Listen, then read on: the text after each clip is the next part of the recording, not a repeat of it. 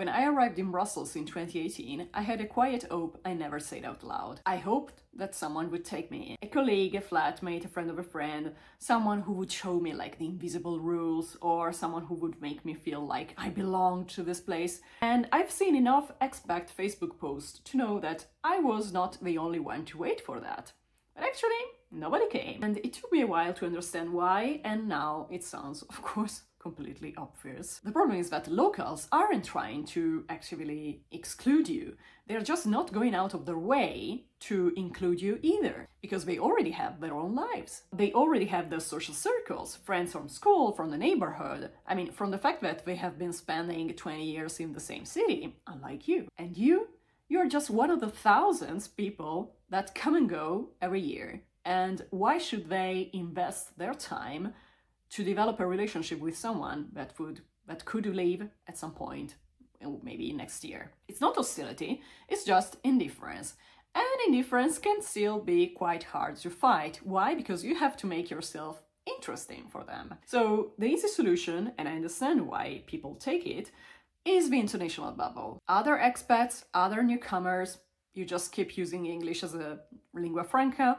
Everyone is in the same situation. Everyone is equally lost. Nobody judging your pronunciation. And I actually said, I lived in that bubble for a while, but honestly, I feel it was like a trap. Because anyway, I was not actually feeling at home. I knew that I was in a group of people that exactly could leave at some point. I've never liked being in a bubble of foreigners without any actual tie to the country I was living in. Actually, even from the very first weeks that I had spent in Brussels, I've always wanted to try to integrate myself and get to know the lives of the actual Brussels people. And I remember that all my intern colleagues would tell me, why would you do that? Why would you need that? And actually, this was extremely appreciated by my Belgian colleagues. The only one who couldn't catch it were, of course, the foreigners. But as an Italian coming from a place with a lot of immigration, I actually could see how it was to be an immigrant from the point of view of a local. So now I have the two perspectives. And I feel, I can understand Belgians pretty well, because now that I am the immigrant, I try to avoid repeating the same mistakes that I saw from foreigners back home. Or in general, I keep seeing my own behavior from the point of view of the locals. Would I be happy of hearing or saying or whatever, any kind of possible behavior as a local back there in Italy? And there, based on my experience, I try to tailor my behavior here. And I see that too many people have absolutely no clue whatsoever about that. But I think that's a big problem. And if you keep living in the international bubble, every year you spend there is actually a year where you don't build anything real in the city you're actually living in. With friends that may well go back to the countries at some point, for example. Maybe you start discovering Belgium only when you have to send your children to school. Why don't you do that a little bit before? I think there is a hidden truth about integration as well, that it's not about openness, actually. It's not about welcome programs or intercultural events or finding the right Facebook groups either. It's about having zero expectations on their side, so on the side of the locals, and taking the situation into your own hands instead. And the most direct way to do that, in Brussels, but it's actually the same in any possible city, is through the language, first of all. Not perfect language, of course, you don't need a C1 before you start opening your mouth, but just enough to signal, I'm not passing through, I'm here and I'm making the effort. That signal changes how people respond to you.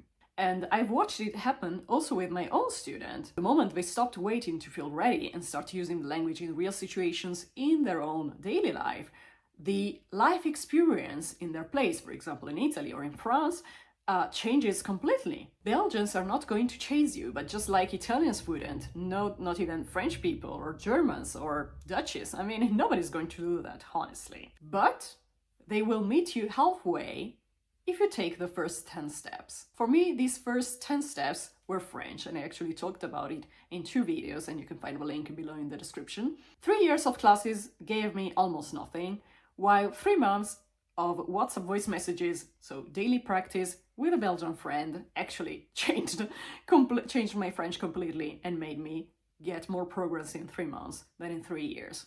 And not because the method was magic, of course, but because I stopped waiting for the right conditions and started using the language in a real relationship with a real person who lived here. That's integration. It's not an event, but it's a choice that you make every day. And of course, you have to find and look for the conditions, look for the opportunities to get in touch with locals, which means, yes, you should have a certain level to start actually a conversation with them. But even if you don't have such a high level, what's actually important is to show the commitment to actually get to know the country without having to be babysitted by a local. That's a very important thing, and I think it is extremely underrated, honestly. Stop waiting to be adopted because nobody's coming. And honestly, once you stop expecting it, you start building something better. Because you can build the connection on your own terms. You're not passive. You're not exactly like a child that needs babysitting. You do it through your own effort in their language, and I'm pretty sure it will feel even much more rewarding. If you want support doing that, the Frequency Circle is exactly where I can help you. You write in your target language 2 to 3 times a week. I respond to everything and we meet live. There is a free trial and the link is below. Give it at least 1 month. And if you're still not happy after posting at least twice a week for 4 weeks and joining 1 meeting, I will give your money back. Start with journaling if you're not ready for that yet. There is a free guide in the description. And don't forget to subscribe to my newsletter, Diary of a Language Freak on Substack.